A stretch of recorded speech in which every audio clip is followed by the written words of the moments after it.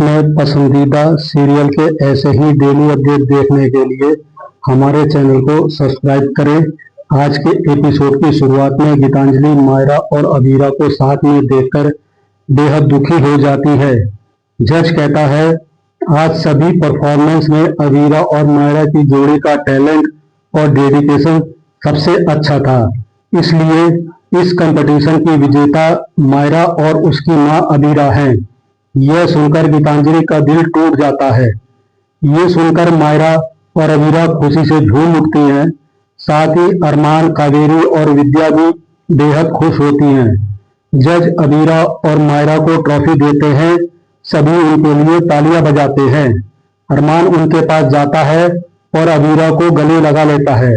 अबीरा अरमान से कहती है, क्योंकि ने मुझे दिल से माँ कहकर बुलाया है।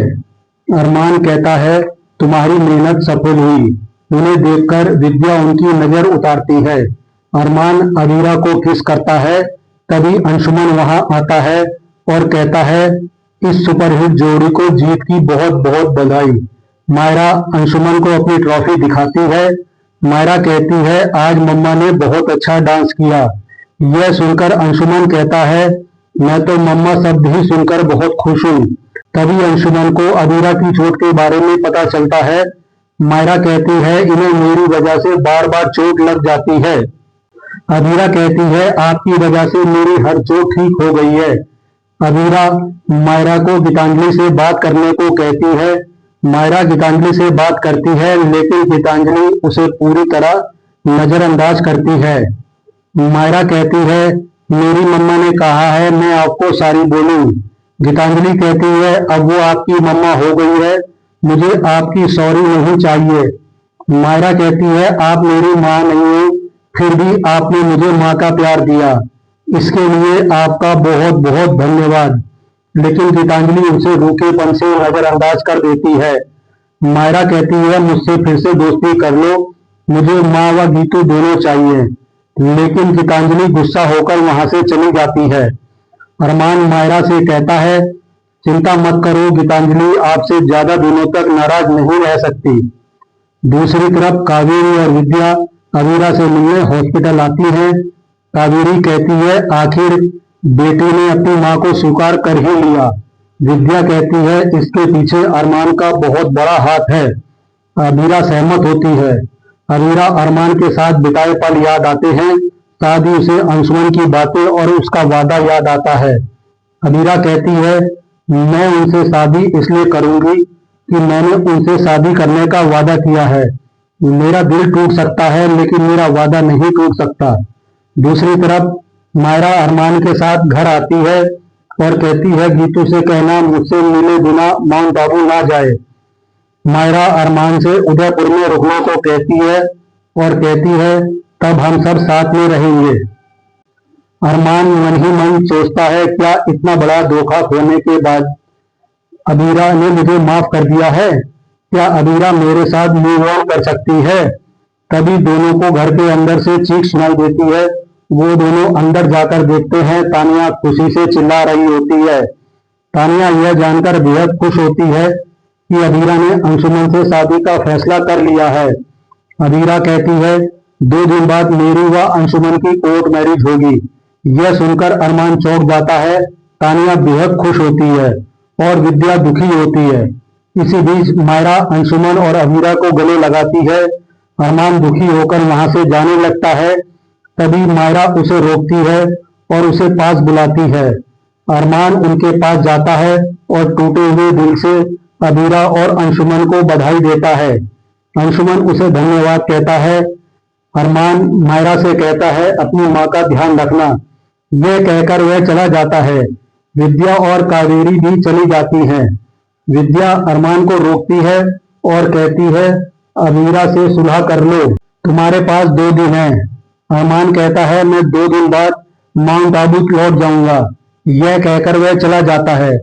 दूसरी तरफ मनीषा सबको बताती है, अबीरा और मायरा ने डांस कंपटीशन जीत लिया है। आखिरकार मायरा और अबीरा एक हो गई हैं। तभी गीतांजलि आती है और दादू उसे रोकने की कोशिश करते हैं। काजल गीतांजलि से कहती है, हम तुम्हारे दर्द को समझते हैं। लेकिन गीतांजलि गुस्से से भड़क जाती है कि आप सब दिखावा कर रहे हो। मनोज और संजय गीतांजलि को समझाते हैं, लेकिन गीतांजलि कहती है आप लोग ये दोगलापन बंद कर दीजिए। कियारा कहती है हम आपके दुश्मन नहीं हैं, हम आराम से भी बात कर सकते हैं। गीतांजलि दुखी होकर कहती है ये शहर ही मेरे लिए श्राप है, यहाँ आकर सब पराये हो गए हैं। गीतांजलि जाने लगती है, तभी उसके सामने अरमान आ जाता है। अरमान गीतांजलि से कहता है मुझे तुमसे बात करनी है। गीतांजलि कहती है मुझे आपसे कोई बात नहीं करनी है। अरमान के समझाने पर गीतांजलि गुस्से में कहती है आप मुझे अपनी शक्ल मत दिखाना। दादू अरमान से माफी मांगते हैं। अरमान उन्हें ऐसा करने को मना करता है। मनीषा अरमान को देखकर कहती है अरमान इतना दुखी क्यों लग रहा है। तानिया कहती है शायद वो इसलिए उदास है कि 2 दिन में अबीरा और अंशुमन की शादी है। ये सुनकर मनीषा और पूरा पोद्दार परिवार चौंक जाता है, लेकिन क्रश खुश होता है।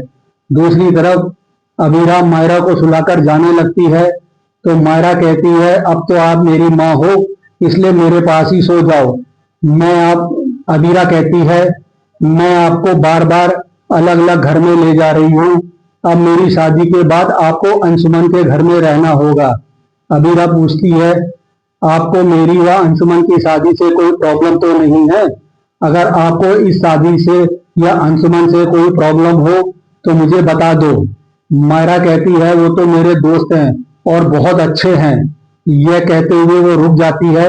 अबीरा उसे पूरा सच बोलने को कहती है। मायरा कहती है अरमान की शादी की फोटो लाती है, क्या आपकी और पापा की शादी हुई थी? अबीरा हामी भरती है। मायरा कहती है कि पापा मुझे आपके पास वापस लेकर आ गए हैं और मुझे आपके बारे में बहुत अच्छी अच्छी चीजें बताई हैं, इसलिए अब आप नाराजगी दूर कर दो और उनसे वापस शादी कर लो। यह सुनकर अबीरा सोच में पड़ जाती है और इसी के साथ एपिसोड खत्म हो जाता है। अगले एपिसोड में देखने को मिलेगा कि अबीरा साफ मना कर देती है कि वो पोद्दार हाउस की जन्माष्टमी में शामिल नहीं होगी। विद्या अबीरा को समझाने की कोशिश करती है कि वो अरमान से फिर से रिश्ता जोड़ ले, लेकिन अरमान खुद विद्या को रोक देता है और कहता है मायरा का नाम लेकर अबीरा पर जोर मत डालो। मायरा अंशुमन से कहती है अब मैं मम्मा को अकेला नहीं छोड़ूंगी, मुझे उन्हें खुश रखना है, इसलिए मैं भी जन्माष्टमी के लिए पोद्दार हाउस नहीं जाऊंगी। अबीरा ये सब सुनकर उदास होती है। आज का एपिसोड आपको कैसा लगा हमें कमेंट करके जरूर बताएं। साथ ही ऐसे डेली अपडेट के लिए इस वीडियो को लाइक करें और हमारे चैनल को सब्सक्राइब करें।